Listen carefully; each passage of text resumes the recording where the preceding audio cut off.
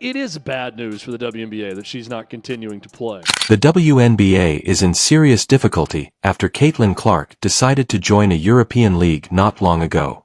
They are worried about losing their best player, not because they really admire or appreciate her, but because they are losing the buzz she provides.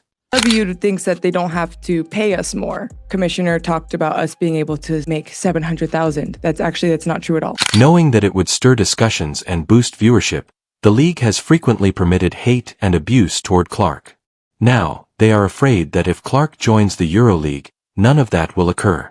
Our biggest star in the league, Caitlin Clark, is only making a base salary of around $76,000. In contrast to the WNBA, the EuroLeague welcomes players like Clark and provides them with advantages and respect. From the sounds of this interview, it seems like she's probably going to make more money overseas in EuroLeague than she did during this WNBA season. Stay tuned to see how the ratings changed following Clark's decision. You will be astonished by the outcome.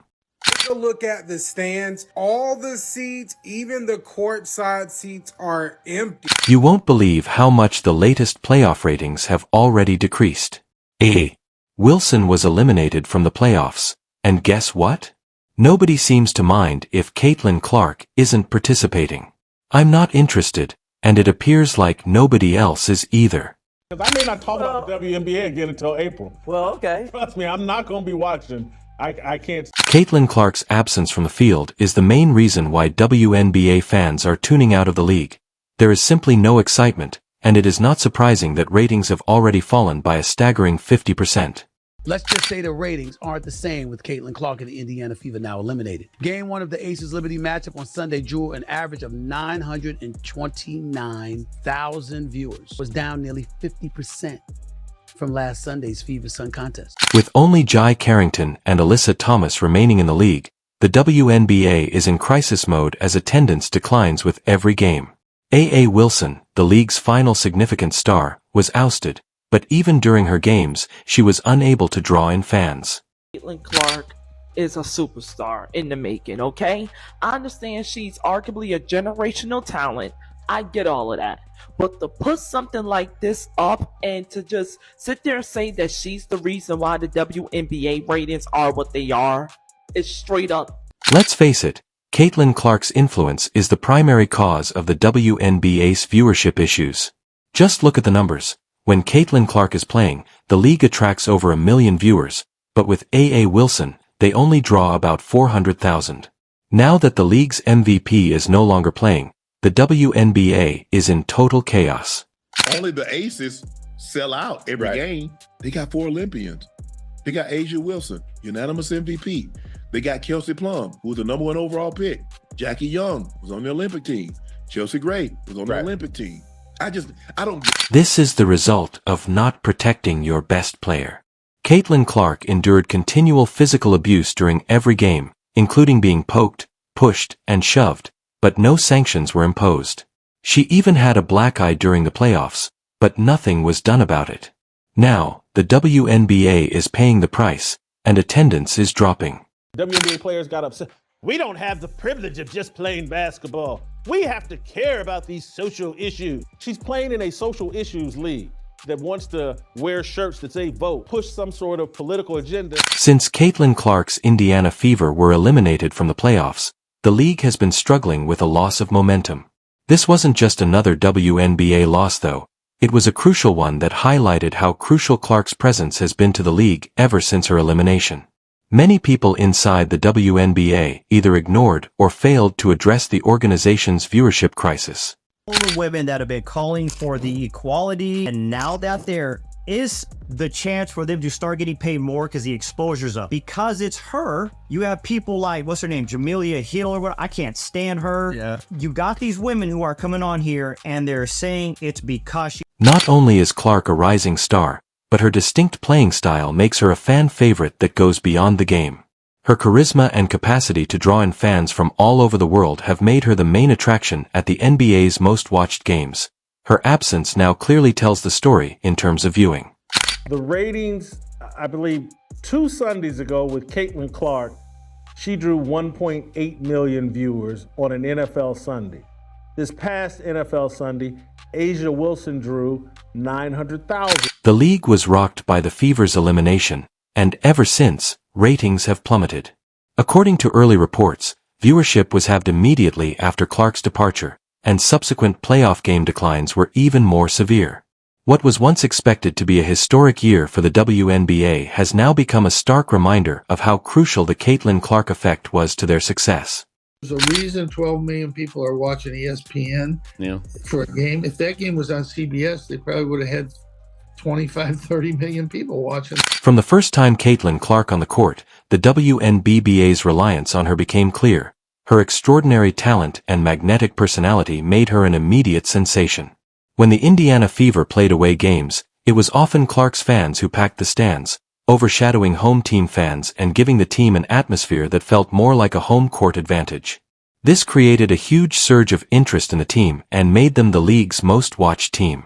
Dallas Wings players saying like it kind of sucks seeing so many Indiana Fever in 2020 or 22 jerseys in the stands, but it's also cool to see a lot of people in the stands. Like Indiana Fever was turning away games into home games, and so it's kind of sad that through all of that, Caitlin was still advocating for players on the other team to get bonuses because she saw the kind of money and eyeballs and viewers. Fans anxiously watched her every move, whether she was making long three-pointers or doing flawlessly precise fast break maneuvers, and her impact on the WNBA has been nothing short of extraordinary. She is compared to some of the NBA's most marketable stars because of her dynamic playing style, which is unlike anything the league has seen in previous years. By building a bridge between casual viewers and devoted supporters, Clark has been able to draw in a new generation of young basketball fans who may not have previously interacted with the WNBA. This has allowed her to build a following that goes beyond traditional fan bases and cemented her place as one of the sport's most sought-after athletes. The playoffs, the Fever had nearly 2 million viewers tuning in, while all the other games had around 400,000. Even the WNBA Countdown, which was aired before the Indiana Fever game, had more viewers than 2 of the series. Fans who were accustomed to watching Clark electrify the court now feel less involved in the playoff matches because no other player can match her special combination of star power and fan appeal. The WNBA has felt a huge void since Clark's departure. The excitement and energy that surrounded the league during the regular season have faded. The only one that I've seen other than Steph Curry that can do that. She's incredible. She's the best player to watch. I've said this all year. She's the best player to watch play basketball, playing basketball, other than... But throughout the season, the WNBA made a grave mistake by failing to adequately handle Caitlin Clark's growing influence. The league was slow to recognize her as the star she had obviously become, approaching her with the antiquated mindset that has caused problems for the WNBA in the past.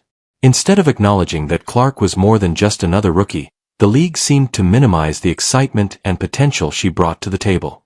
The best player in the country. To the media or me? As you see it. I feel like I'm the best player in the country. To make matters more complicated, the WNBA decided to keep the award voting process anonymous, which infuriated fans who feel Caitlin Clark was wrongfully denied what she deserved.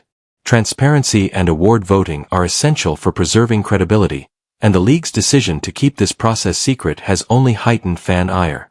Many fans believe the league made this strategic decision to avoid scrutiny or backlash from Clark supporters, but it has backfired, drawing strong criticism from her devoted fan base.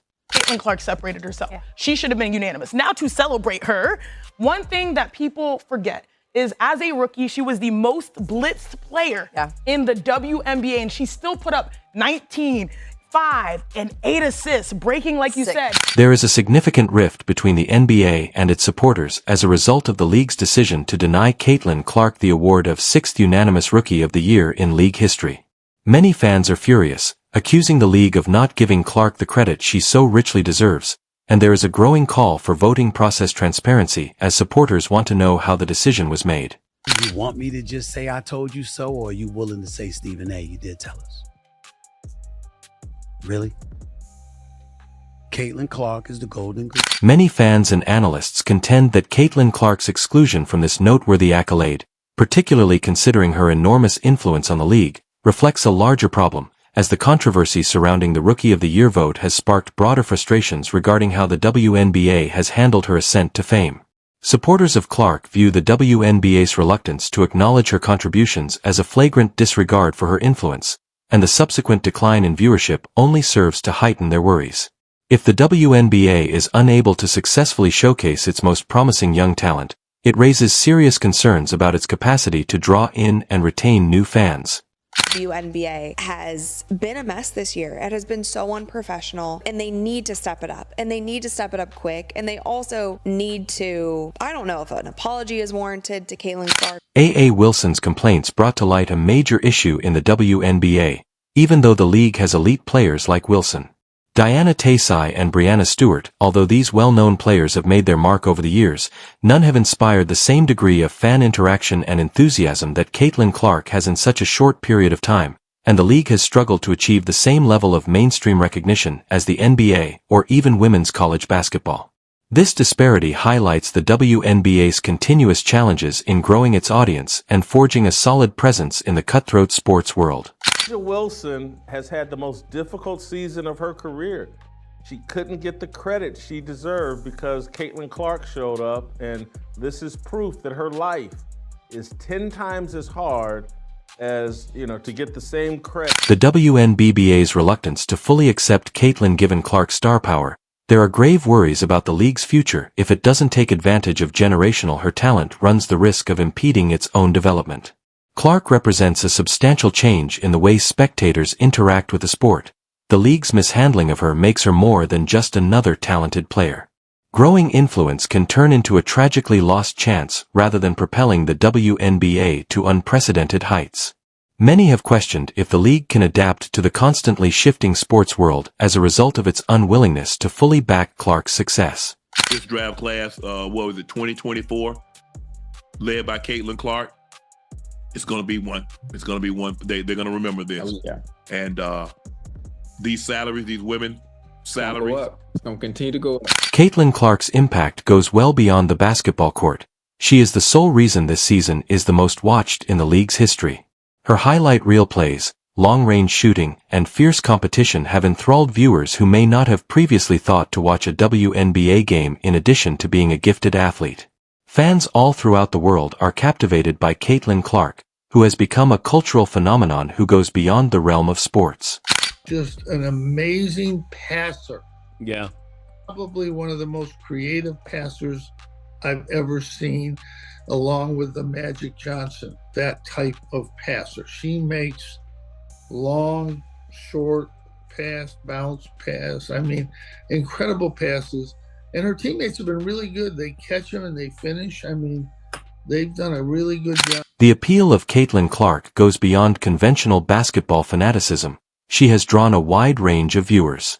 Male and female, young and elderly, from all around the world. As the playoffs move forward without Clark, the WNBA finds itself in a perilous position.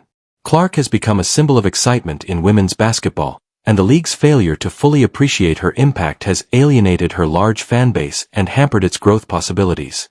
Diana Taurasi played in Russia and did not play in the WNBA. Russia paid Diana Taurasi $1.5 million salary to play in Russia. The WNBA, the highest salary in the league, was $107,000. So obviously that's a huge jump. The WNBA is finding it difficult to understand how they lost the momentum they had worked so hard to build throughout the season, as the impact of Caitlin Clark becomes more and more apparent with each game. The drop in viewership is not just a short-term setback, it could be a threat to the league's long-term popularity ratings. The decision to stay here is made by the players, and if I decide to earn more money or do anything else, teams will be upset that I leave. But that's the way things are, so yeah, it's only the WNBA, and you know that if you want us to stay here, you have to pay us more. That's just the way things work.